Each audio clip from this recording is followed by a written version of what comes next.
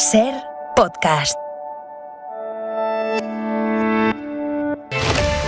El Tribunal Supremo ha rectificado su propia postura de hace solo 4 meses y ha admitido ahora sí los recursos contra los indultos del Gobierno a los presos del Procés. Todo esto reabre un asunto espinoso para el Gobierno cuando la derecha, cuando PP, Vox, Ciudadanos, los partidos precisamente que recurrieron los indultos, están cargando más que nunca contra el Ejecutivo por sus pactos con los independentistas y cuando las relaciones del Gobierno con sus socios de Esquerra y con el Govern de la Generalitat no pasan precisamente por su mejor momento por el escándalo del espionaje. La ministra portavoz ha defendido hoy no solo la legalidad de los indultos, sino que ha hecho hincapié en su utilidad para la convivencia en Cataluña. La utilidad en aras a la convivencia y a la recuperación de la normalidad en Cataluña. Pero además, este giro en el criterio del Supremo llega después de que haya cambiado la composición de la sala encargada de este asunto. En enero la mayoría de magistrados eran progresistas, decidieron no admitir los recursos contra los indultos del Procés. Ahora la mayoría de magistrados son conservadores y han decidido admitir esos mismos recursos. Han rectificado, como decimos, una decisión de la misma sala de hace solo unos meses.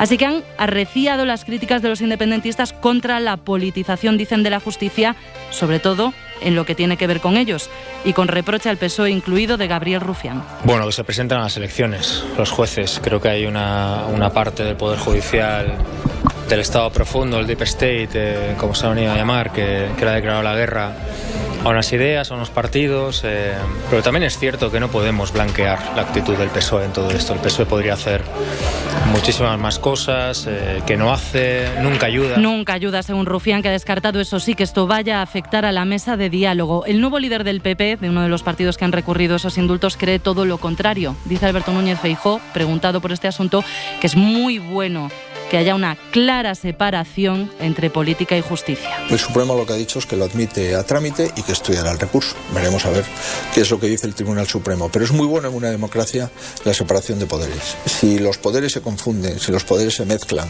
y si no hay separación de poderes, ya no hay democracia. Por cierto, que esto de que el Supremo se corrija, cambie de postura en unos meses, no es nada habitual, como vamos a ver enseguida. De todo esto vamos a hablar esta noche con Ignacio Ruiz Jarabo, economista. ¿Qué tal? Buenas noches, Ignacio. Buenas noches, Marina. Esther Palomera, adjunta al director del diario.es. ¿Cómo estás, Esther? Buenas noches, Marina. Y con el escritor Daniel Bernabé. ¿Qué tal? Buenas noches. ¿Qué tal, Marina? Buenas noches. Pero antes, el resto de asuntos que nos deja este martes, el día en 2 minutos. Isabel Villar, buenas noches. Buenas noches. Empezamos en Estados Unidos con una noticia de última hora, un tiroteo en Texas, en una escuela de primaria. De momento se sabe que hay al menos 2 niños muertos y 14 heridos, aunque hay todavía pocos detalles.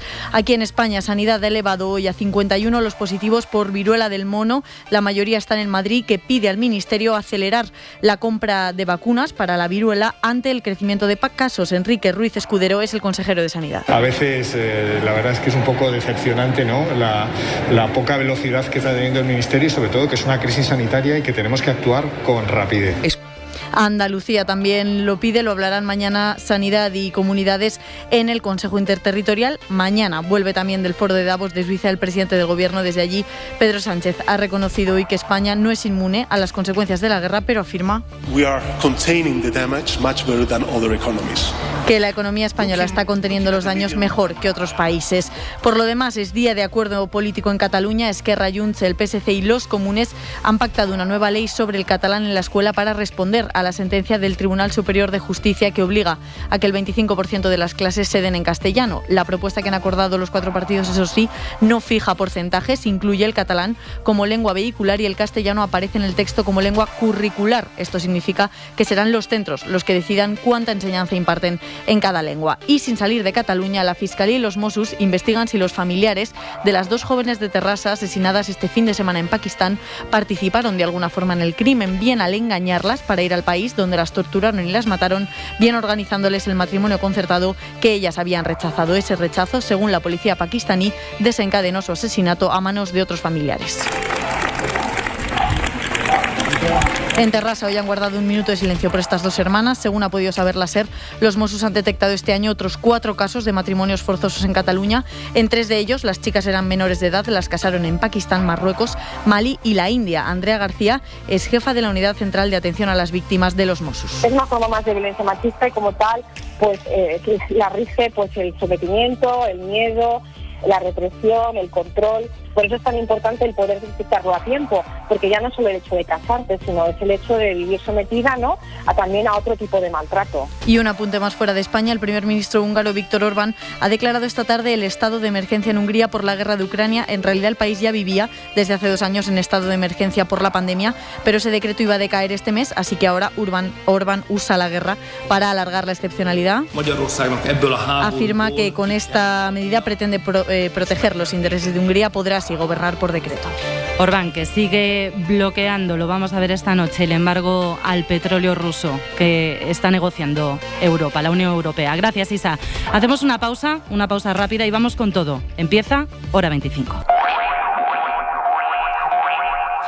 Con Esther Palomera, Daniel Bernabé, Ignacio Ruiz Jarabo vamos a analizar las consecuencias de una de las noticias sin duda del día. El Supremo ha decidido admitir los recursos contra los indultos del Gobierno a los políticos condenados por el procés.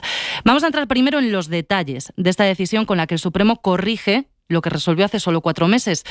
Empezando porque es poco habitual, muy poco habitual, que un tribunal se rectifique a sí mismo, y estamos hablando nada menos que del Tribunal Supremo. Pedro Jiménez. No es habitual que un juez o una sala se rectifique a sí misma, salvo un error flagrante. Es un milagro judicial que en este caso se explica porque el tribunal ha cambiado su composición. El baile de magistrados en la Sala de lo Contencioso Administrativo, que revisa los indultos del Gobierno a los 9 políticos catalanes condenados por el procés, ha dado un vuelco. En enero dijo por una mayoría de 3-2 que partidos y asociaciones no estaban legitimados para recurrir los indultos del Gobierno porque la medida de gracia es una prerrogativa del Gobierno y por lo tanto no entró en el fondo.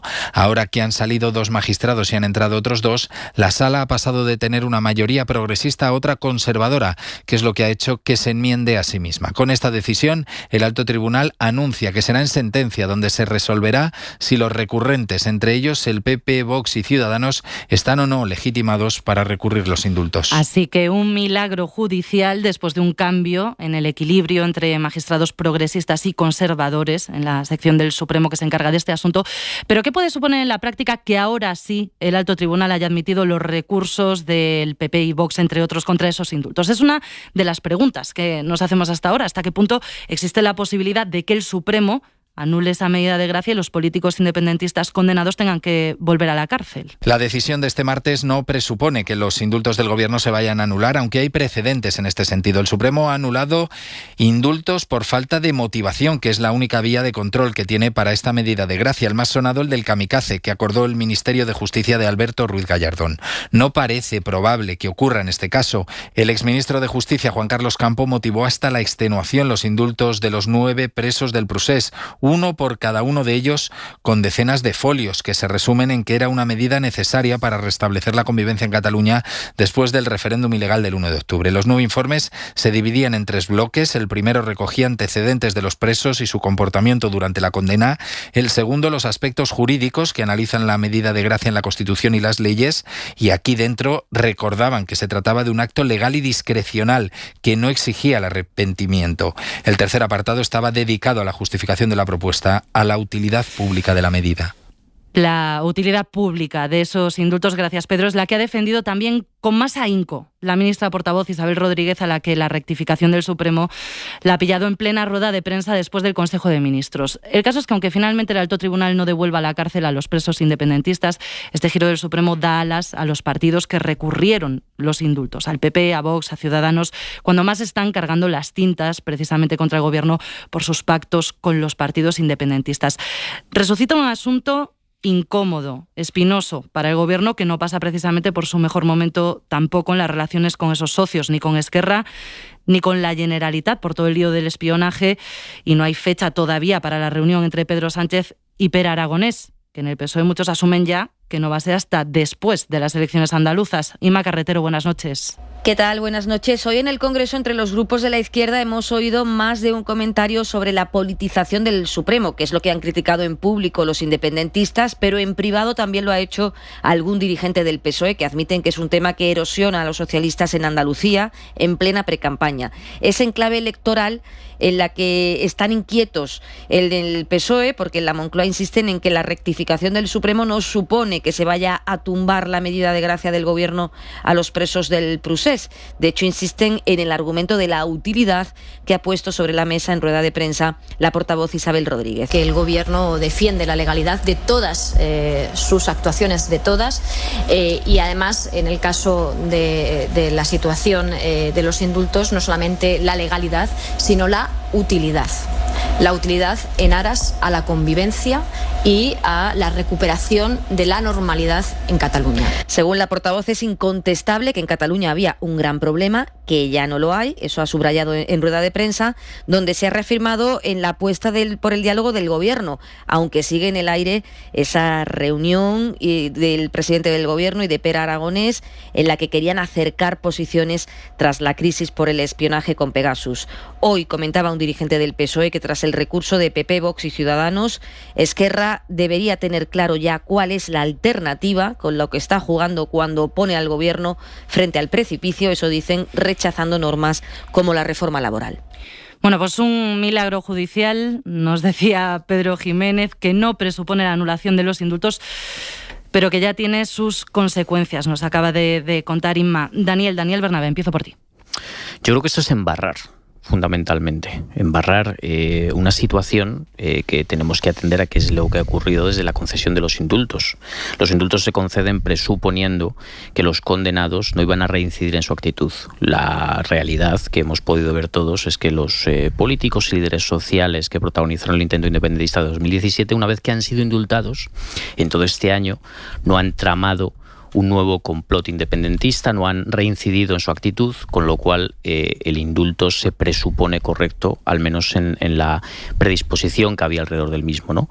Es extraño la cuestión del tribunal, pero hay que ver también cómo los recurrentes, Vox, PP, Ciudadanos y hasta 50 más, se pusieron unos 50 asociaciones, recursos, una larga de todo retaila, tipo, una larga lista, ¿no? Cómo este tema estaba enormemente politizado, cómo se estaba intentando hacer del mismo un intento de que esto no saliera adelante para evitar efectivamente que fundamentalmente el Gobierno pudiera llevar adelante sus pactos parlamentarios, que es lo que flota después de todo esto. La razón es que se interpuso un recurso de reposición que rara vez suele salir porque se sabía que esta Sala Quinta del Supremo iba a tener una serie de relevos. Entonces, de una forma hábil o incluso predisponiéndolo a futuro, se supo que los relevos, al ser parte, digamos, de la conservadora de la judicatura, iban a tener una predisposición a revisarse a sí mismos. Que no estamos hablando de que sea un alto tribunal el que tome una decisión que sea cuestionable, sino que se cuestiona a sí mismo, ¿no? Todo esto es una vez más una situación en la que tenemos que atender que la justicia, el papel que tiene que jugar en sociedad es sobre todo un papel de ordenación de los conflictos, no de creación de los mismos, que es al final lo que estamos asistiendo. Es decir, ¿qué es lo que ha sucedido desde que se dieron los indultos? No ha pasado nada. Cataluña no está peor, España no está peor.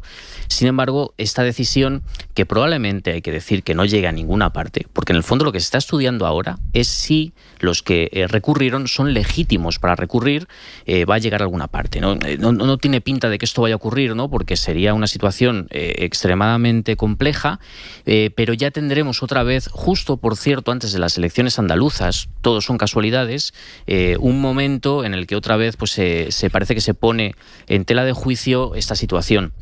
Cabe destacar, y ya con esto acabo, cómo poco a poco Esquerra parece adoptar una actitud cada vez, no sé si más hostil, pero sí al menos de un lenguaje más hosco hacia el Gobierno, ¿no? Esta reclamación de Rufián que hemos escuchado, pidiéndole responsabilidades al PSOE por un asunto que obviamente no le compete, solamente se puede intuir o se puede leer desde un punto de vista de ejercer una presión, de justificarse delante de su electorado y de ir viendo la duración de la legislatura, ¿no? Poco a poco vemos que cada uno está tomando una serie de posiciones. Ignacio.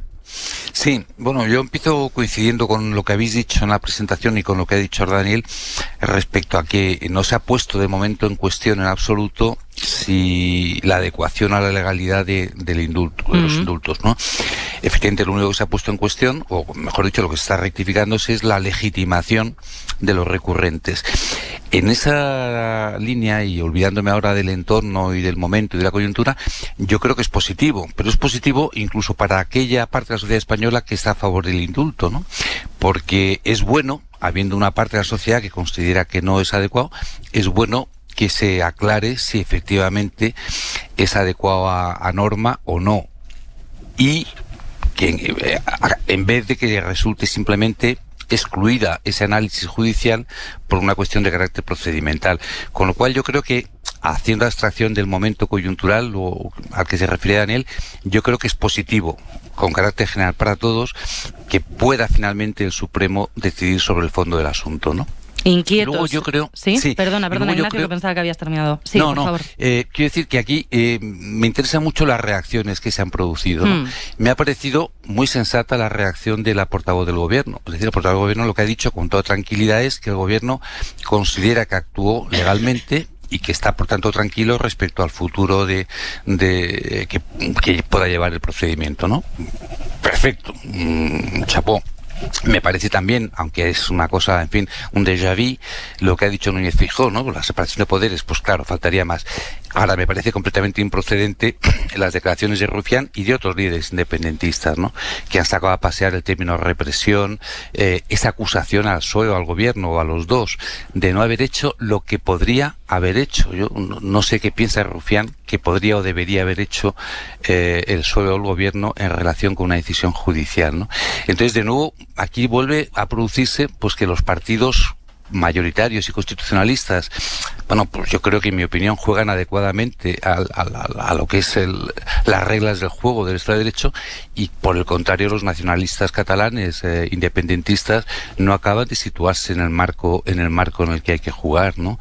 Es decir, bueno, te puede gustar más o menos una decisión judicial, compartirla o no, pero desde luego no puedes estar apelando permanentemente a un acoso, a una represión judicial, a una represión del Estado, y acusar al gobierno de poco menos que de connivencia por pasividad con esta represión, con esta supuesta y presunta represión. Reacciones que ha desatado esta rectificación del Supremo, como decimos, 4 meses después de haberse pronunciado en otro sentido. Esther. A mí, mucho más que las declaraciones políticas, que creo que cada uno está barriendo para su propia casa y que estamos ante el inicio de un ciclo electoral y por lo tanto cada partido y cada portavoz mira por sus intereses políticos, me preocupa mucho más el fondo del asunto. Y el fondo del asunto, desde mi punto de vista, la decisión que hoy ha tomado el Supremo contribuye notablemente al descrédito de la justicia. Nos contaba el compañero que ha hecho la crónica que no es habitual y que prácticamente es un milagro que el Tribunal Supremo se rectifique a sí mismo, nada menos que el Tribunal Supremo. Creo recordar que ocurrió en otra ocasión con motivo del impuesto de las hipotecas, de sobre quién debía pagar el impuesto de las hipotecas, si eran las entidades financieras o lo tenía que pagar el cliente. En una decisión histórica se determinó que eran las entidades financieras que tenían que hacer frente a aquel impuesto, y por presiones exógenas al mundo de la judicatura se rectificó aquella decisión y fue un auténtico escándalo en este país.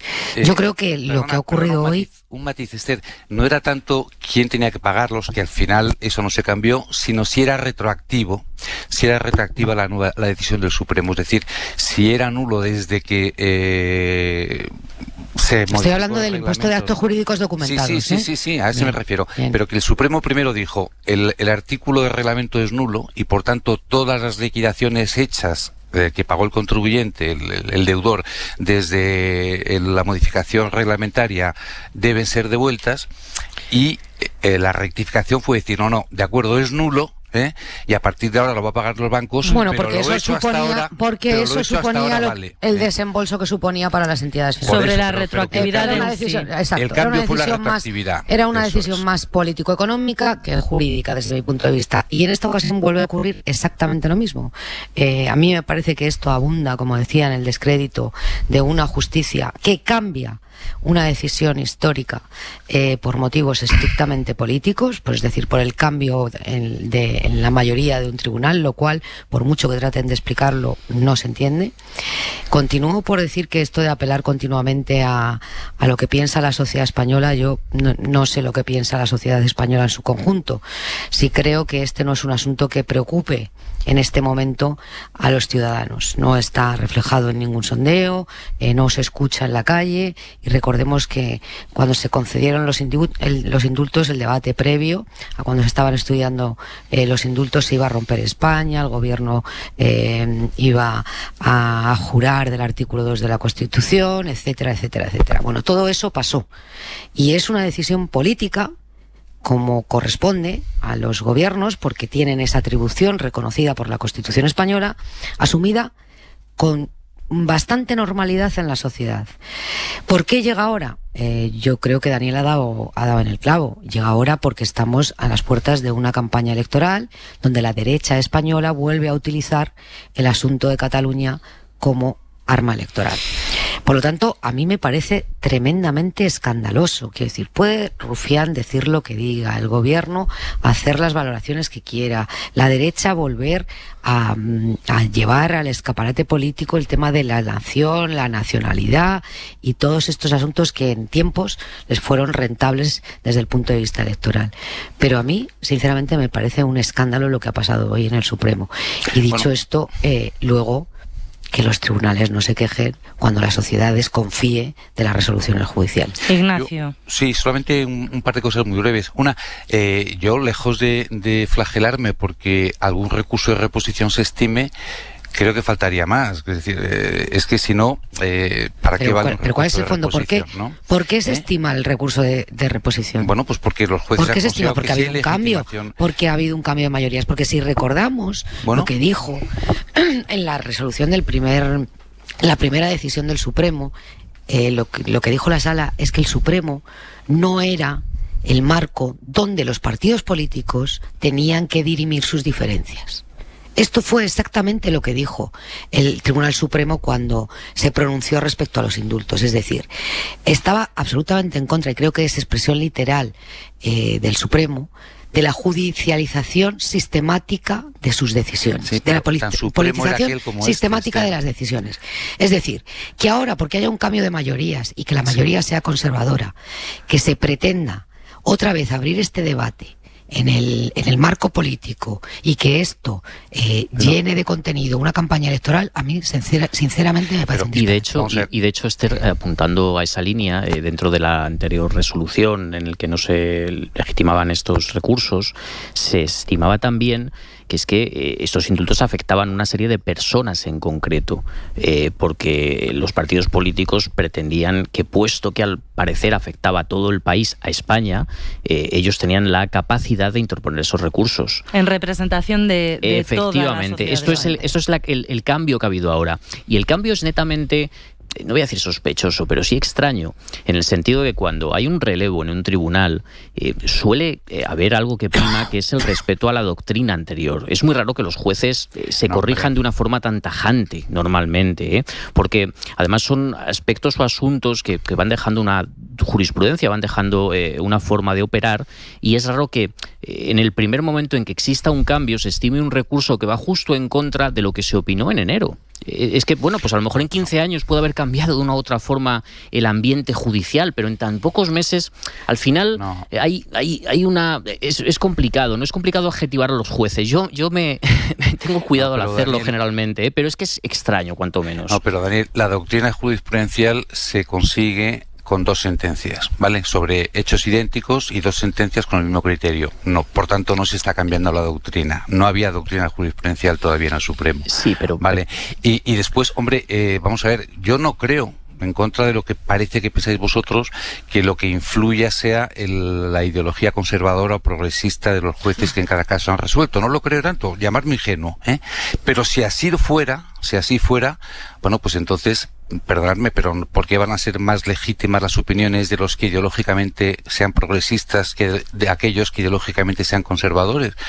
Entonces, es decir, si yo creo, no lo creo, pero como hipótesis, lo que parece entenderse vuestras palabras, me parece que tan legítimo es entonces la ideología de un juez conservador como la ideología de un juez progresista. No es tanto la legitimidad ideológica. Cada vez que cambia la mayoría de un tribunal hay que revisar las decisiones de las composiciones anteriores. No, pero es que es un disparate. Es un juego procesal. Introduce una variable de inseguridad de nuestro ordenamiento jurídico. No, hombre, no, hasta ahí podríamos llegar. Es decir, es que entonces estamos cepillándonos una buena parte de nuestro ordenamiento jurídico, que es el recurso de reposición. El recurso de reposición existe.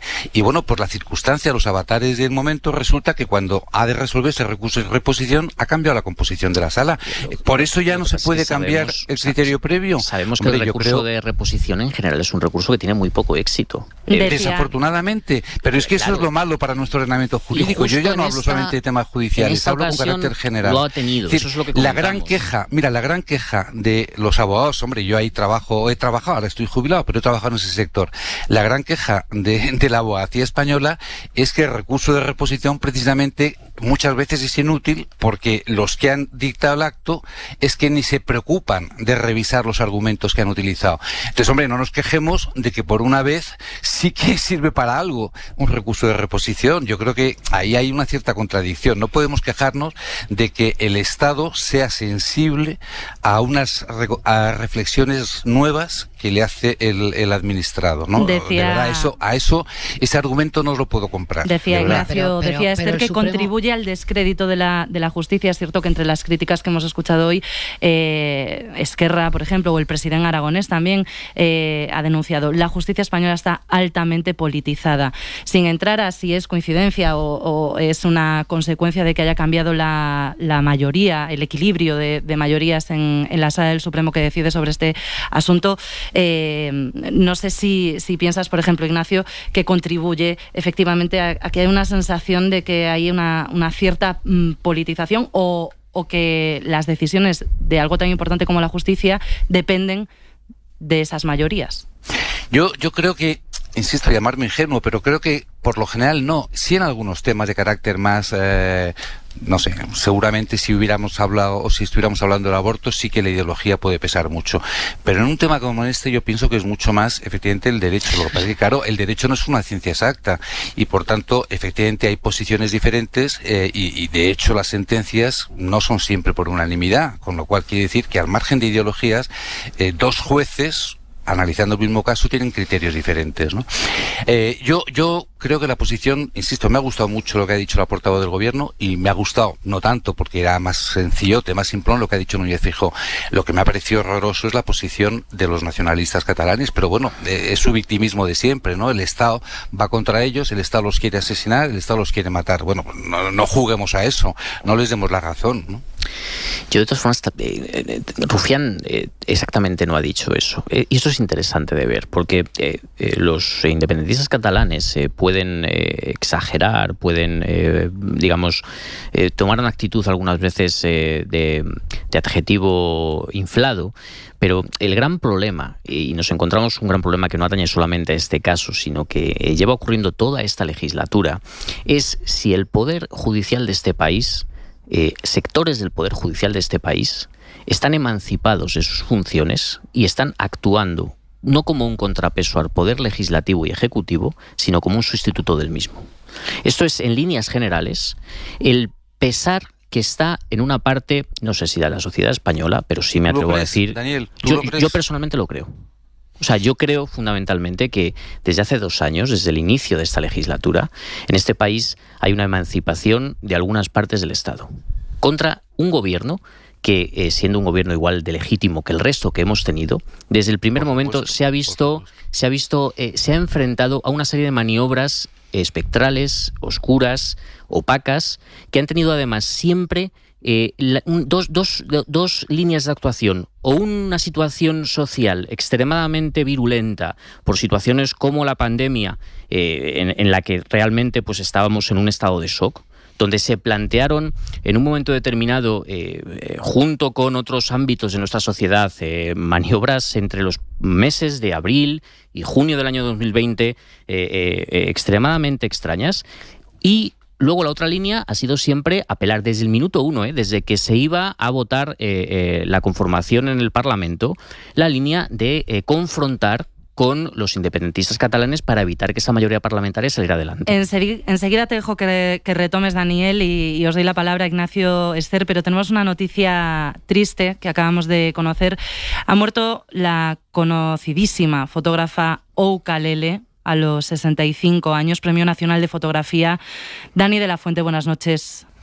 ¿Qué tal, Marina? Buenas noches. Es una de las miradas indispensables de los años 80. Solo hace una semana que recibía la medalla de Madrid a toda su trayectoria. Oukalele fue una de las protagonistas de la movida madrileña a comienzos de la década de los 80. Destacan sus fotografías en blanco y negro, pintadas a mano con acuarela. También fue pintora y su obra se ha expuesto en ciudades como París, Londres, Tokio o Nueva York.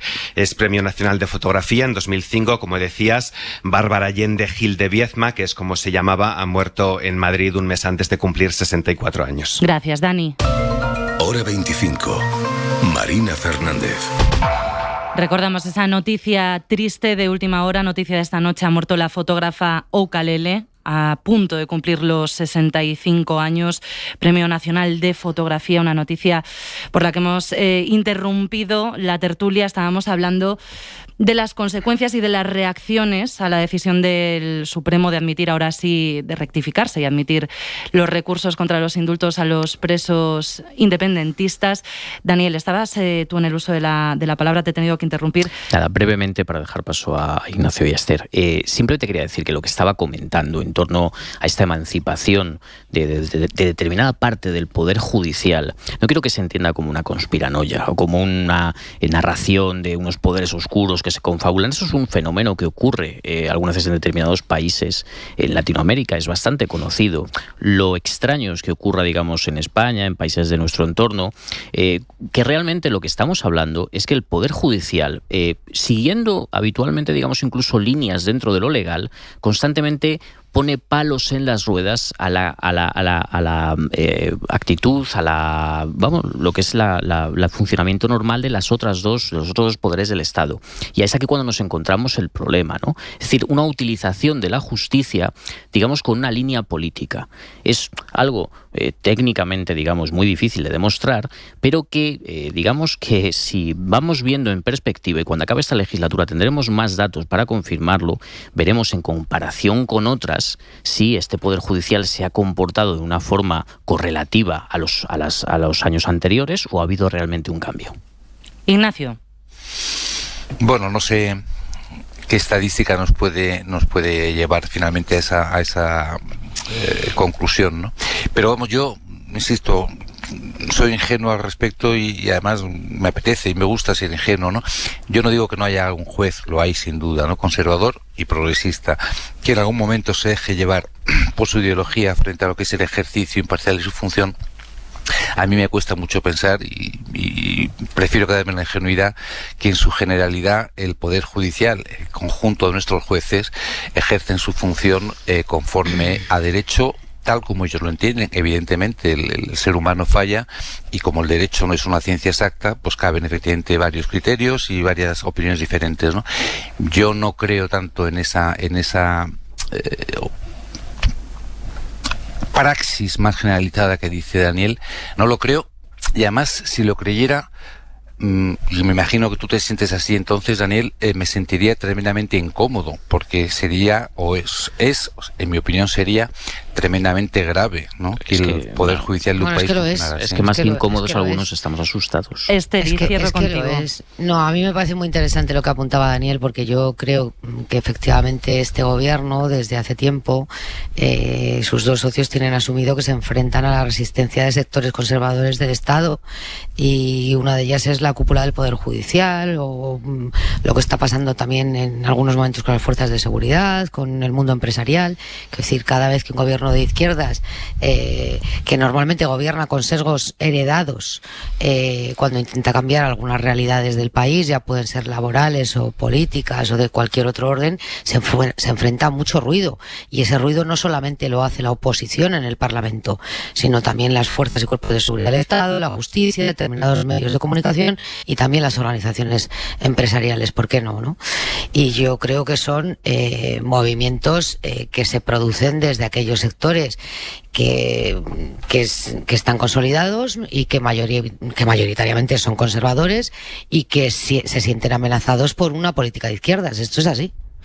Vamos a avanzar, pero antes de cambiar de asunto, nos quedamos en Cataluña. Esquerra, Junts, los Comunes y el PSC han llegado a un acuerdo esta tarde para aprobar in extremis una nueva ley para responder en plazo a otra sentencia, la sentencia del Tribunal Superior de Justicia de Cataluña que obliga a impartir el 25% de las clases en castellano. La nueva ley no fija ese porcentaje, pero tampoco lo rechaza e incluye el castellano como lengua curricular. El catalán, lengua vehicular, el castellano, lengua curricular, lo que significa que deja en manos de los centros la decisión final de cuántas asignaturas se imparten en cada lengua. Radio Barcelona, Xavi Abelló. La principal novedad de este acuerdo, respecto al que se anunció y rompió en un solo día hoy hace 2 meses, es que el uso del castellano en las aulas catalanas deberá decidirse exclusivamente por criterios pedagógicos. Por lo tanto, no hay una referencia explícita a no cumplir con porcentajes, algo que pudiera haber sido visto como un desafío a la sentencia, pero sí esta mención que Junts, Esquerra y Comunes interpretan como una garantía para poder seguir manteniendo la inmersión lingüística. Pero a pesar de este acuerdo firmado, las interpretaciones que los 4 partidos hacen sobre este son diferentes. El margen para considerar el castellano como lengua vehicular se ha reducido, pero el PSC considera que garantizar su uso curricular implica que pueda usarse también de forma más habitual y que, por lo tanto, se dé así mejor cumplimiento a la sentencia del Tribunal Superior de Justicia de Cataluña.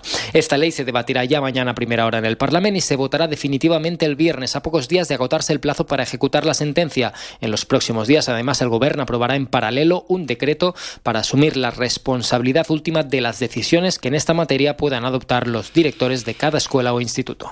12 minutos para las 11, para las 10 en Canarias. Quiero que hablemos de las pensiones, de la revalorización de las pensiones, que esta tarde ha sido protagonista un enfrentamiento tenso entre el PP y el Gobierno en la sesión de control en el Senado. El ministro de Seguridad Social, José Luis Escrivá, ha garantizado que el año que viene se van a revalorizar las pensiones con la media de la inflación, en respuesta a la senadora del PP que le ha preguntado si eso va a ser posible sin incumplir el plan de estabilidad fiscal pactado con la Unión Europea. Esto después de que la Comisión, en el informe que ha publicado este mismo lunes, haya advertido de que esa vinculación, la de las pensiones y el IPC, va a aumentar el gasto. En esto están trabajando precisamente Bruselas y el Gobierno, como ha confirmado hoy mismo en la SER el comisario Gentiloni, y de esto depende la entrega del tercer paquete de los fondos europeos, que no es poca cosa. Alejandra de la Fuente, buenas noches. Pues sí, rifirrafe entre el Partido Popular y el ministro de Seguridad Social a cuenta de la vinculación de las pensiones al IPC de cara al año 2023. La senadora del Partido Popular, María Mercedes Fernández, ha puesto en duda si será compatible que el plan de actualización de las pensiones con el IPC sea sostenible con los criterios de la Unión Europea, a lo que el ministro de Seguridad Social ha sido contundente. Absolutamente sí. Lo que les gustaría saber a los españoles es saber lo que opinan ustedes sobre la revalorización de las pensiones. Señora Fernández, usted votó aquí que no hace 5 meses a una reforma que consagraba la revalorización de las pensiones, pero no solamente votó que no, es que la llamó reformilla. La reformilla, esa reformilla, la que aseguraba y garantizaba el poder adquisitivo de las pensiones, para usted efectivamente era una reformilla. El Gobierno argumenta que la subida de pensiones con el IPC ya no es una decisión del Gobierno, sino una ley del Parlamento que ratificó el Congreso y que hace que esa revalorización sea obligatoria. También el presidente de la COE, Garamendi, ha reclamado hoy que la Comisión Parlamentaria del Pacto de Toledo analice si las pensiones tienen que estar vinculadas al IPC y que se estudie lo que puede suponer eso en este contexto de inflación. Pero vamos a recordar cuál es la posición de Bruselas en todo este asunto, porque hoy mismo el comisario de Asuntos Económicos, Paolo Gentiloni, le ha dado una entrevista a la SER, a nuestra corresponsal comunitaria. Griselda Pastor, buenas noches. Hola, muy buenas noches. Y nos ha contado Gentiloni que está ya hablando con España de este asunto de las pensiones, que están trabajando porque de él depende el tercer paquete de los fondos de recuperación. Un asunto que puede ser un problema así a largo plazo, así al menos lo ven desde Bruselas, la Comisión, tal como ha explicado el responsable de Asuntos Económicos, el comisario Gentiloni. Overall, view targets of the reform are those. De un punto de vista general, los puntos generales, los objetivos han quedado acordados con el gobierno español y la Comisión, pero el debate sobre la sostenibilidad fiscal de las pensiones a largo plazo, eso seguramente lo abordaremos el año que viene. Dice el comisario, estamos dispuestos a cooperar a fondo con Madrid. Queda bien claro que hay un tema pendiente y es el de la sostenibilidad a largo plazo. Es lo que aquí preocupa. De esta sostenibilidad dependerá la entrega de la tercera parte del fondo de recuperación, un fondo del que el comisario está muy satisfecho y pendiente de saber si finalmente entre los jefes de gobierno va a haber un acuerdo para crear otro fondo de recuperación solidario también en condiciones muy parecidas, nos ha dicho, pero muy vinculado en este caso a los temas energéticos. Gracias, Gris. Hasta ahora. Daniel. Y yo creo que es un tema que tiene muchas vertientes, ¿no? Y fíjate que a mí me crea incluso posiciones encontradas, porque yo en principio estoy a favor de que las pensiones, por supuesto, suban en relación al IPC. Claro que el IPC en este tiempo está tan alto que se crean dudas, se plantea esta tensión respecto a tal, ¿no? Yo el problema que tengo es que creo que más allá del asunto en concreto, muchas veces las pensiones se contemplan como un todo y en este país se cobran pensiones muy diferentes, ¿no? Entonces, la cuestión de los pensionistas se aborda siempre en su conjunto, porque, entre otras cosas, son una masa social de votantes muy importantes y cuando, digamos, puede haber una diferencia con alguna actitud que tome el gobierno, pues se juegan pues una cantidad de votos importante. Pero lo interesante no es solo eso, sino ver exactamente a quién se le sube la pensión, ¿no? Porque hay pensiones en España, por desgracia, relativamente bajas, que si no se les sube de acuerdo al IPC están perdiendo un enorme poder adquisitivo. Y ojo, tal y como ocurrió en la anterior crisis, hay muchas familias de gente que se queda en paro, de gente que no tiene recursos, que al final acaban dependiendo de la pensión. Y esto es que estamos hablando prácticamente de una transferencia de rentas públicas a los sectores de la sociedad más desfavorecidos. Esto ocurrió, lo está estudiado en la anterior crisis. Hay que tener mucho cuidado cuando se dice que no se va a subir el IPC como si fuera un despilfarro. Es que hay gente que depende de esto. Pero claro, luego tenemos dentro de esos pensionistas no un cuerpo social despreciable que cobra pensiones realmente, pues bastante importantes y así tiene que ser, pero que a lo mejor una revalorización de acuerdo con el IPC pues sería, digamos, exagerado. No se puede ser. Ni siquiera sé, perdón, porque no lo he estudiado a fondo, si esto sería posible por ley, si se pueden subir las pensiones por tramos o se puede hacer de una forma menos discrecional, ¿no? Y claro, y apunto otra línea de fondo que quizás luego podemos hablar, que es la propia actitud de la UE, ¿no? Aquí lo que se empiezan a intuir ya son cambios con respecto a estos 2 últimos años, a empezar un poquito a apretar otra vez las clavijas, a ver si volvemos a la estabilidad, a ver si volvemos a tal. Ojo, porque aquí creo que quien tiene el problema no es España, sino la UE. Como la UE no se dé cuenta que estamos en un contexto muy diferente en el que en países grandes de Europa, y España ya lo es un país imprescindible para la estabilidad del proyecto europeo, volvemos a tener conflictos sociales importantes. Después de lo que hemos vivido estos últimos años, es la propia estabilidad de Europa la que se está poniendo en cuestión. Es que hay que tener cuidado con lo que son las fórmulas económicas de ortodoxia neoliberal que se cree que se pueden aplicar como si estuviéramos en el año 2012. En aquel momento ya nos hicieron daño. Nos hicieron daño a los países de la periferia europea y a la clase trabajadora de estos países. Pero es que ahora no solamente nos harían daño a nosotros, que pondrían en un grave aprieto a lo que es la propia estructura de la UE, ¿no? Esto es otra de las líneas interesantes, creo que se puede ver. Ignacio. Bueno, yo voy a empezar hablando como pensionista. Y como pensionista, soy el único de los 4, creo que lo soy, pues feliz y contento de que se nos garantice por ley la subida anual indexada al IPC, ¿no? Por cierto, Daniel, la ley puede hacer efectivamente la duda que planteabas, quería resolverla diciendo que sí. Ya pensaba claro. yo que quizás tenías tú la respuesta, Ignacio. No, por supuesto que la ley puede decir lo que sea al respecto y efectivamente que la subida sea el 100% del IPC en las pensiones bajas, el 80% en las pensiones medias y el 70% en las pensiones altas.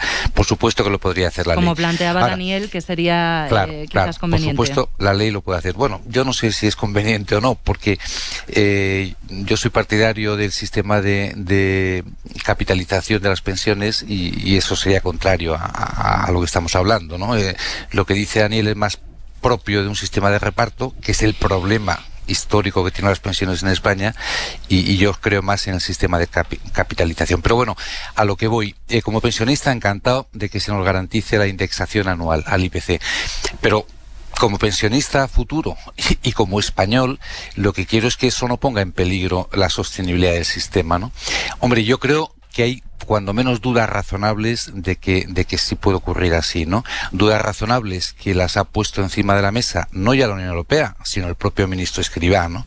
Que lo que pasa es, bueno, por una razón de táctica o lo que fuera, pues aprobó primero la parte guay del sistema de la reforma del sistema de pensiones, que es la actualización al IPC, y dejó para el futuro, pero está pendiente, las medidas para la sostenibilidad, sea prolongar la edad de jubilación, sea aumentar los años que se tienen en cuenta para el cómputo, para el cálculo de la pensión. Y desde luego es verdad que ocurre que cuando no se hacen las cosas con cierto rigor, al final las pensiones sufren, y en España hay un dato reciente. En el mayo de 2010, el famoso decreto ley del presidente Zapatero bajó las pensiones. ¿Por qué? Porque se había jugado alegremente en los 2 años anteriores, y en 2010 es que no había dinero en la caja del Estado. Bueno, tuvo que bajar las fundamentalmente pensiones. Porque se lo exigieron desde Bruselas, ¿no, Ignacio? Pero porque no había caja en el Estado. Y no bajó el conjunto de las pensiones, las mínimas deuda, y las no contributivas no se tocaron. Bueno, bajó y aquella rebaja fue después de subir considerablemente. Creo recordar que la cifra fue un 24% en los años anteriores. Pero dicho esto, yo siempre que hablamos de pensiones...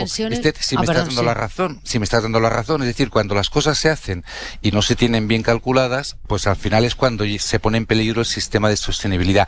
Pero que quien lo ha dicho eso ha sido el ministro Escrivá. No lo saca la Unión Europea de la manga ni lo saca la malévola derecha. Fue el ministro Escrivá el que dijo: esta es la primera parte de la reforma, la indexación. Luego nos queda la labor de la segunda. Bueno, pues a eso estamos, a la segunda.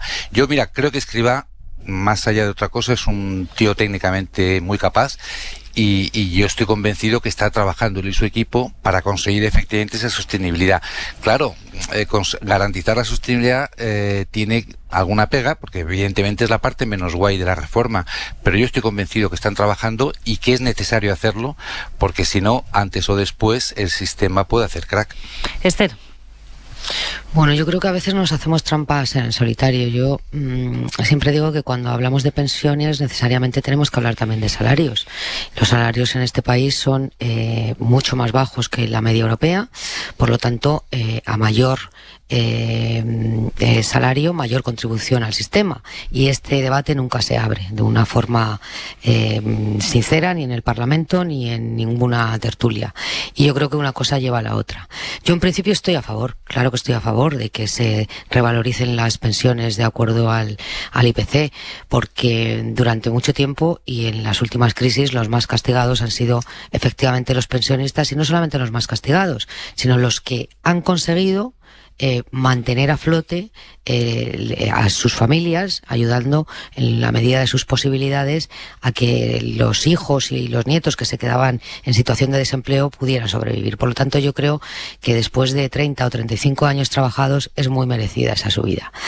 Digo que el debate de las pensiones no se puede separar del debate de los salarios en este país, porque me parece que es como se sostiene el sistema. Pero cuando digo que no debemos hacernos trampas en el solitario, a mí me parece muy bien que la derecha cuestione, critique o ponga pegas a que se revaloricen las pensiones de acuerdo al IPC, pero es que en esos mismos comentarios que ha hecho la Comisión Europea sobre la sostenibilidad del sistema de pensiones, ha hablado de los ingresos fiscales de este país y ha dicho que están por debajo de la media europea y que hay una desproporción entre los ingresos fiscales de acuerdo al PIB europeo respecto a España, y que hay ingresos que siempre se pueden aumentar, como pueden ser los ingresos fiscales que tienen que ver, o los impuestos que tienen que ver con el consumo y que tienen que ver con la situación medioambiental. Y este es un debate que la derecha no quiere abrir, porque lo que se lleva también en periodo electoral es decir que hay que bajar todos los impuestos. Y en esto es en lo que está el Partido Popular. Y cuando Bruselas dice, oiga, sí, el sistema de pensiones, pero revisen ustedes también su fiscalidad, que se pueden hacer casos, se pueden hacer cosas, y no solamente se tienen que cargar necesariamente los ingresos de acuerdo a los tributos que tienen que ver con el trabajo, sino que hay otros ámbitos donde los impuestos pueden aumentar. No, pero y eso nunca se habla. Empezamos a cerrar este martes 24 de mayo marchándonos a Estados Unidos porque el gobernador de Texas afirma que son 14 los niños que han muerto en un tiroteo hoy en un colegio de primaria. También hay un profesor que ha muerto y según Greg Abbott, según el gobernador, el sospechoso, el tirador, también ha muerto abatido por la policía y tenía 18 años. Informa desde allí para la SER Víctor Sancho. Buenas noches. Buenas noches. Todavía hay pocos detalles de lo sucedido, más allá de la confirmación del balance de muertos, que según el gobernador, el adolescente autor del tiroteo, residente de la zona, habría abandonado su coche y entrado en el colegio con una pistola, quizá también con un rifle, un acto definido como horroroso e incomprensible por parte del gobernador, de momento el único que ha dado alguna información de la última masacre en Estados Unidos, un país que ya supera a estas alturas del año los 200 tiroteos masivos.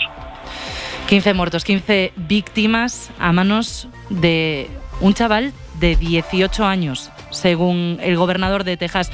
Nuevo tiroteo en Estados Unidos cuando se acaba de cumplir una semana del de Búfalo, en el que hubo también 10 muertos. Pablo Morán, jefe internacional de la SER, buenas noches. Hola Marina, sí, lo de esta noche en Texas es otro desgraciado tiroteo que vuelve a evidenciar el enorme problema que tiene Estados Unidos con el control de las armas. Se produce, como decías, apenas una semana después de otro incidente similar, lo recordabais, en Búfalo, con 10 muertos, cuando un joven se recorrió 300 kilómetros para ir a esa localidad y abrir fuego contra un supermercado en el que la mayoría de los clientes eran de la comunidad negra, en un crimen de tintes raciales. Mira, hay una organización allí en Estados Unidos que se llama Gun Violence Archive, que tiene documentados hasta el 15 de mayo casi 16.000 personas muertas en Estados Unidos por armas de fuego. De ellos, casi 7.000 corresponden a homicidios, pero es que 13.000 a incidentes de este tipo, como el que estamos relatando de esta noche en Texas. Desde luego que lo de hoy vuelve a evidenciar, como decía, este problema que tiene Estados Unidos. Vamos a ver cómo reacciona Joe Biden. Hace apenas una semana después de ese incidente en Búfalo pedía ayuda para el control de armas. Tienen el problema de los cambios en la segunda enmienda de la Constitución de Estados Unidos, que es la que avala a cualquier estadounidense portar armas. Hay mucha sociedad dentro de Estados Unidos que se opone a cambios en esa segunda enmienda. Veremos a ver si el incidente de hoy en Texas cambia algo esa tendencia. Reconocía Biden, Pablo, la semana pasada que iba a ser difícil que el Congreso de Estados Unidos avanzara en ese sentido, en el del control de armas. Bueno, totalmente. Ahí está dentro de la Cámara de la oposición y se ha evidenciado a lo largo de todos estos años, casi décadas ya, porque esto que estamos contando esta noche de Texas no es nuevo. Lo recordábamos ahora antes de entrar en antena como un incidente como Columbine. ¿Cuánto ha pasado ya desde aquel tiroteo mortal en ese campus de estudiantes de Columbine? Pues desde entonces no ha habido cambios, porque hay una oposición férrea en Estados Unidos a cualquier cambio que limite esa posibilidad de que los ciudadanos porten armas, que está avalado en la Constitución. Sí. Gracias, Pablo. Hasta luego. Y aquí en España, el Ministerio de Cultura acaba de reaccionar a la muerte de Ukalele. El gobierno lamenta profundamente la muerte de Bárbara Allende Gil de Viedma. Ese era su nombre real, que estaba a punto de cumplir 65 años. Se va con ella, un icono de la movida madrileña, Premio Nacional de Fotografía en 2005.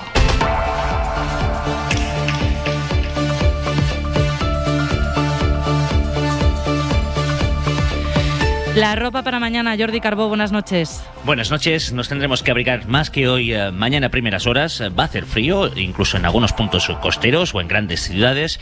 Después, pues como suele pasar en una primavera normal, sin el calor del fin de semana, durante la tarde al sol, ambiente muy agradable. De hecho va a hacer mucho más sol que hoy en la mayor parte del país, con máximas en general de 20 a 25 grados, es decir, mucho calor tampoco, además con momentos de viento y todavía lluvia. Especial atención las próximas horas en el Mediterráneo, donde algunas tormentas pueden descargar de manera torrencial hasta finalizar la madrugada. Pero concrétanos, Jordi, bajan las temperaturas, pero ¿cuánto? Porque ya hay mucha gente que ha guardado las chaquetas y a lo mejor se encuentra con un problema.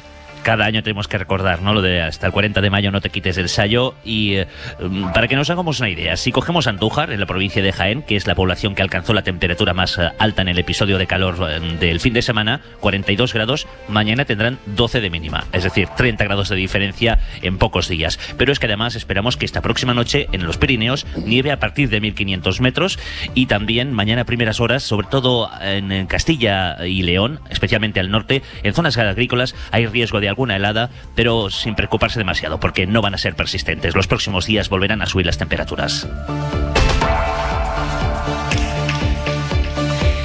Y ya está aquí Manu Carreño, con el larguero ya preparado, ¿o no? Manu, buenas noches. Hombre, por supuesto, Marina, con los ecos todavía de la entrevista que anoche nos dio Luis Suárez, el delantero todavía del Atlético de Madrid, que está a punto de hacer las maletas. Hoy se pasa por el larguero Vinicius Junior, la sonrisa del Real Madrid, a 4 días de la final de la Champions.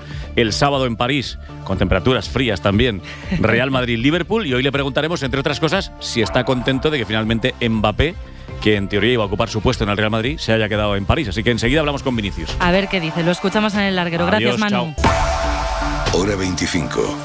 Marina Fernández. 11:10, 10:10 minutos en Canarias. El rey emérito ya está de vuelta en Abu Dhabi, pero el terremoto político que ha provocado su regreso a España, como ha sido ese regreso, sobre todo, amenaza con dejar réplicas para rato, porque a los socios del gobierno, también a Unidas Podemos, la postura del Ejecutivo les ha parecido tibia, sobre todo después de que Juan Carlos I no haya dado explicaciones de ningún tipo y de que el viaje se haya convertido en un espectáculo mediático lejos de ser discreto. Le piden, también Unidas Podemos, al PSOE, que pase de las palabras a los hechos, empezando por la reforma que elimina la inviolabilidad del jefe del Estado. Guillermo Lerma. Sí, tanto los socios parlamentarios como de gobierno piden al PSOE que, además de expresar el malestar por la falta de explicaciones del emérito, impulse cambios legislativos para mejorar el funcionamiento de la corona. Desde Unidas Podemos a Esquerra o Bildu califican de retórica vacía la posición de los socialistas, a los que desde Más País piden un voto a favor de la reforma de la inviolabilidad. Creo que estar en el gobierno es algo más que hacer declaraciones y creo que tener la responsabilidad de gobernar es algo más que decir, hombre, señor Juan Carlos, se ha portado usted mal. El PSOE lleva mucho tiempo haciendo de republicano en campaña y de monárquico en Moncloa. Con todas las instituciones, cuando algo falla, intentamos reformar los mecanismos que han fallado. ¿Por qué con la Casa Real va a ser distinto? Llamamiento que por ahora cae en saco roto. No hay intención en el Grupo Socialista de apoyar ninguna iniciativa en ese sentido. Asegura Héctor Gómez, portavoz, que su demanda de explicaciones a don Juan Carlos es en el ámbito público y no en la Cámara Baja. La ciudadanía espera una declaración e información directa del propio emérito que ayudaría muy mucho a la institución. Eso es lo que hemos trasladado. No hemos comprendido en ningún momento un escenario aquí en el propio Congreso de los Diputados. Hasta en 15 ocasiones ha rechazado el PSOE citar al emérito o crear una comisión de investigación relacionada con sus presuntas irregularidades. Bueno, ni 24 horas han pasado. 24 horas han pasado desde que despegó, ni 24 desde que está de regreso en Abu Dhabi, pero deja mucha cola la visita del rey emérito. Esther. Bueno, yo creo que a quien deja bastante insatisfecho, desde luego, es a su propio hijo, es decir, al actual jefe del Estado. A la pregunta de qué más puede hacer el gobierno, que se hacían los socios parlamentarios del gobierno, no sé qué más puede hacer el gobierno. Creo que esta visita se planificó durante meses y hubo una negociación en la que se exigió y el emérito aceptó unas determinadas condiciones que ha incumplido sistemáticamente, o sea, desde el minuto en el que puso un pie en territorio español, ¿no? Por lo tanto, yo creo que lo que ha hecho es contribuir al desgaste de una institución a la que representó de una forma, desde mi punto de vista, bastante deshonesta en los últimos años de reinado, ¿no? Y esto lo que contribuye es, pues eso, al malestar social de una parte de la sociedad española que no entiende cómo quien representó a España y fue jefe del Estado durante 40 años no ha sido capaz ni siquiera de explicar esto de qué explicaciones tengo que dar, ¿no? Explicar el qué. ¿Explicaciones pues de qué? Sí, en su día. ¿Explicaciones de qué? Pues teniendo en cuenta que en su día dio explicaciones o pidió perdón públicamente por irse a cazar elefantes, por acumular hasta 13 delitos, no 1, ni 2, ni 3, ni 4, hasta 13. según el escrito de la Fiscalía del Supremo, alguna explicación debería de haber dado públicamente. Todo este debate nos lo hubiéramos ahorrado, desde mi punto de vista, si el emérito hubiese venido a España después de esa larga negociación entre Zarzuela, el gobierno, y su representante, que no sabemos a estas alturas quién es, hubiese llegado de forma discreta y se hubiera comportado prudentemente, ¿no? Y lo que ha hecho desde mi punto de vista es una auténtica provocación, no solamente a la sociedad española, sino también a la actual jefatura del Estado. Ignacio. Bueno, a mí se me ha oído en estos micrófonos criticar muy duramente a don Juan Carlos, alguna vez coincidiendo con Esther en la tertulia, por sus conductas a las que se ha referido Esther, ¿no? Básicamente por su conducta en materia económica y su comportamiento fiscal. Y no me retracto ni un ápice de mis críticas, ¿no? Y por tanto, mi juicio es muy severo a la conducta del rey. Dicho eso, a mí me ha sorprendido que se haya armado el terremoto al que te referías tú anteriormente, ¿no? Porque fíjate, no había puesto todavía, no se había bajado del coche, había pisado el territorio español al bajar del avión, pero no se había bajado todavía del coche, y conocimos un tuit de la anterior vicepresidenta del gobierno calificando ya de bochornoso la forma en que se estaba comportando el rey, y todavía no se había bajado del coche, ¿no? Y por decir otra todavía más seria o más grave, ¿no? Las palabras literales de un ministro del gobierno, me refiero a Garzón, diciendo: toda España sabe que esta persona es un ladrón. Yo creo que, con independencia de las críticas bien que merecidas de la conducta de don Juan Carlos, esas palabras no las puede pronunciar nunca un ministro del gobierno. Primero, porque no es verdad. Es decir, haber cometido incluso los delitos a los que se refiere Esther, que son delitos de carácter fiscal, no te convierte en un ladrón, te convierte en un comitente de delitos fiscales, ¿no? En un delincuente, no en un ladrón, ¿verdad? Y en todo caso me parece impropio por parte de un ministro. Entonces, mal por el rey, desde luego, por todas sus conductas, pero yo creo que se ha sobredimensionado, este terremoto está sobredimensionado desde fuera del entorno del propio rey, que en mi opinión ha hecho un viaje, yo creo que bastante discreto. Es decir, ¿qué había en Sanjenjo? ¿Qué había en Sanjenjo en el Club Náutico? 60 personas gritando viva el rey, pero 60, Ignacio, 50, 70. Esto de la discreción, cada uno tiene su propia medida sobre lo que es un acto discreto o no discreto. ¿Pero qué quieres, que vaya a Yuste? ¿Se encierre en un monasterio de Yuste? Mira, para mí lo único correcto que ha hecho, y que es a lo que debería de haber venido durante todo el fin de semana que ha estado aquí, fue asistir al partido de balonmano de su nieto. A eso se tenía que haber dedicado. Es decir, tú criticabas a Carmen Calvo porque a las 9 de la mañana, porque a las 9 de la mañana hablaste de que subían las temperaturas en España, bochorno en Sanjenjo, ¿no? Creo recordar que era el tuit de Carmen Calvo. Ese era el tuit de Carmen Calvo, sí. Bien, efectivamente no había puesto un pie todavía en territorio español, pero ya sabíamos que aterrizaba en un vuelo privado.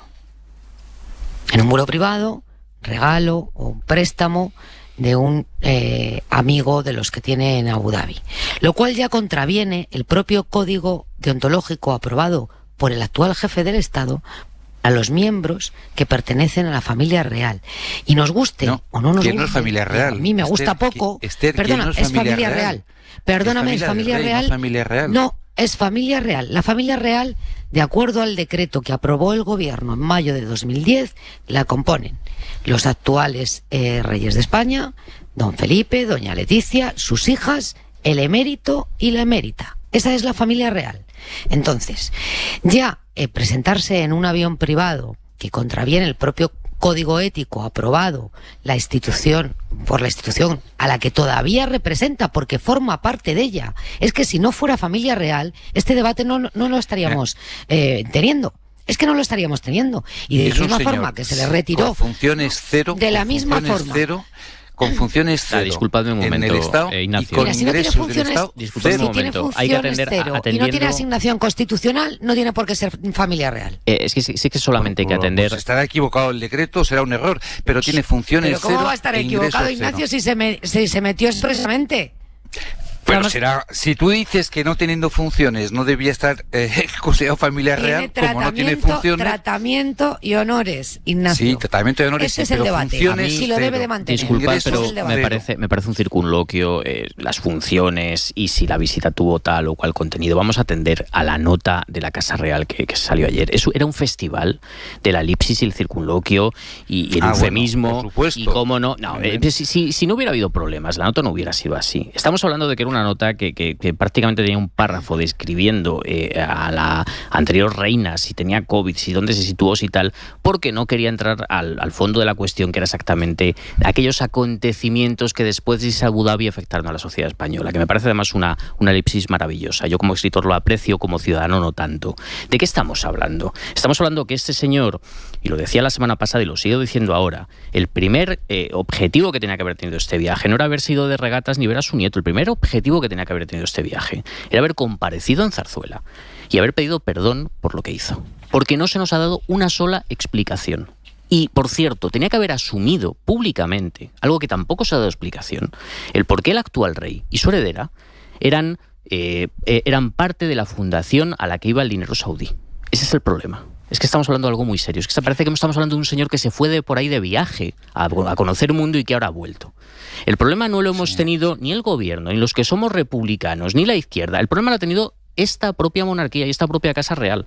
Y estoy prácticamente convencido que el actual rey Felipe VI está ahora mismo en una situación portando una mochila que no quiere portar, pero que si estos viajes van a ser continuos, como ya hemos visto, que ya se ha anunciado el próximo, vamos a tener un problema. Y déjame que apunte solamente el motivo de todo esto. El motivo de todo esto fundamentalmente es que hay una parte de la derecha española que está en modo vendetta. Y lo que quiere es purgar la década anterior, ya que ellos consideran que se actuó en contra de la monarquía y que poco más que aquí hubo una conspiración republicana contra el rey, cuando lo único que hubo fue fundamentalmente una actitud indecente por parte de este señor. Eso es lo que pasó. Ellos mismos se han metido en el lío, ellos mismos tienen que salir. Déjame que te diga una cosa. Tantas veces he criticado en estos micrófonos la conducta del rey anterior como he criticado la conducta de la Casa Real, porque aquel comunicado famoso en el cual se querían Estamos entrando en confinamiento. A mí eso no se me olvida. Como ciudadano no se me olvida. Estamos en una situación muy dura. Y yo quería que el jefe del Estado estuviera en televisión dándonos ánimos, diciendo que el país estaba seguro.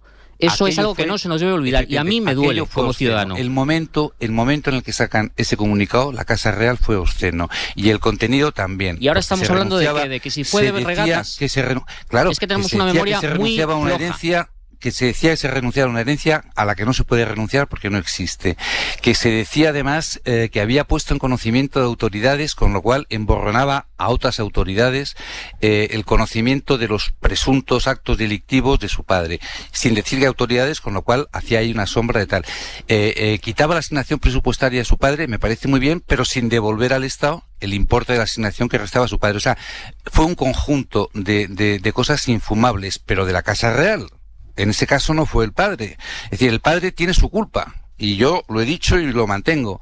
Pero, hombre, precisamente de estas cosas que tú ahora dices, que yo las comparto, el culpable no es el padre. El culpable será la Casa Real. Esther. Bueno, no, solo añadir pues eso, que después de todo lo que hemos sabido en los últimos años respecto al comportamiento obsceno y bochornoso que ha tenido y la utilización que hizo de este país y de los españoles para acumular un patrimonio obsceno todavía, pues viene a España a participar en una regata y a subirse en un barco que se llama Bribón. Yo solamente decir si esto es prudente. Una cosa, no hay nada peor para una monarquía que se deje instrumentalizar. Y esto es muy peligroso para el actual rey y para la estabilidad del propio país. Esta es otra derivada. Esta es otra derivada, efectivamente. ¿Y se deja instrumentalizar, Esther? Bueno, yo creo que desde que comenzó esta legislatura lo vimos con los discursos con las intervenciones de tanto del Partido Popular como de la ultraderecha española en el Congreso el día de la investidura de Pedro Sánchez, cómo terminaron sus intervenciones con un viva el rey y puestos en pie. Como si la llegada del gobierno de coalición fuera a suponer un peligro para la monarquía. Desde ese momento, Hombre, si Zarzuela no hubiera querido que se utilizara políticamente la figura de la jefatura del Estado, digo yo que alguna conversación al respecto podría haber tenido con los líderes políticos de la derecha española. Y hasta donde sabemos, bueno, sabemos poco porque la falta de transparencia sigue siendo la nota definitoria de la institución. Pero a mí me parece mal negocio para la monarquía que efectivamente se dejen utilizar políticamente, o que la derecha instrumentalice una institución que debiera representar a todos los españoles. El PP ha venido ignorando en todo momento que si no hay causa judicial contra el rey emérito es fundamentalmente por las regularizaciones fiscales, porque los delitos han prescrito, porque lo protege la inviolabilidad. Bueno, porque la Fiscalía, la Agencia Tributaria y todas las instituciones del Estado remaron a favor de que se archivara esa causa. ¿Y por qué no se puede sentar en este país al anterior jefe del Estado en un banquillo? Eso no iba a pasar nunca. Yo lo afirmo, o sea, esto que iba a pasar, íbamos a haber visto a ese señor sentado en un banquillo, esto no podía pasar. Es que es el problema de fondo, es que el problema es que esto nunca tenía que haber sucedido, porque se ha puesto a la sociedad española, a su judicatura, a las instituciones, en una tensión tan grande, que es un problema muy difícil de resolver, y la mejor forma que había de resolverlo era poco a poco echar tierra encima, por este señor se había ido lejos, y ahora vuelve diciendo desde la ventanilla de los coches, yo explicaciones de qué. Ese es el problema. Es que hay que tener muy poca vista para hacer esto que se ha hecho. Bueno, vamos a tener que dejarlo aquí porque tenemos que ponerle al programa el punto y 25. Joaquín Estefanía. El otro Davos.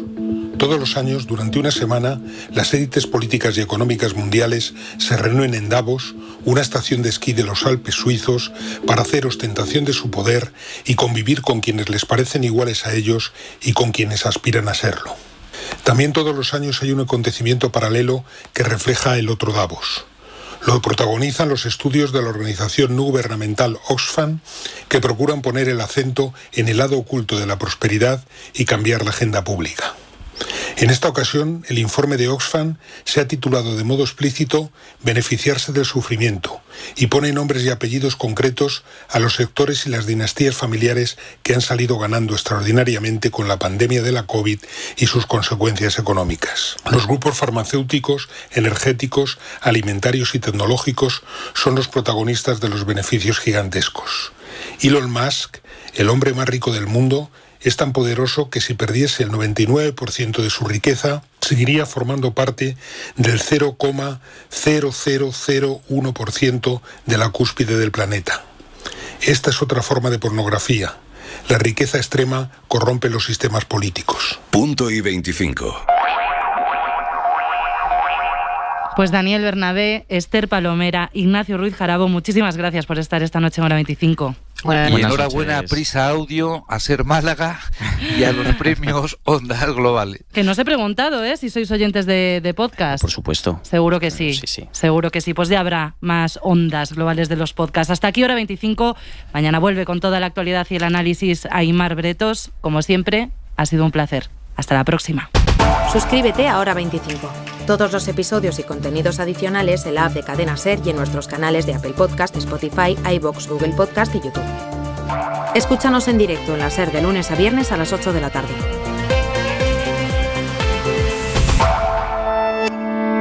Cadena SER.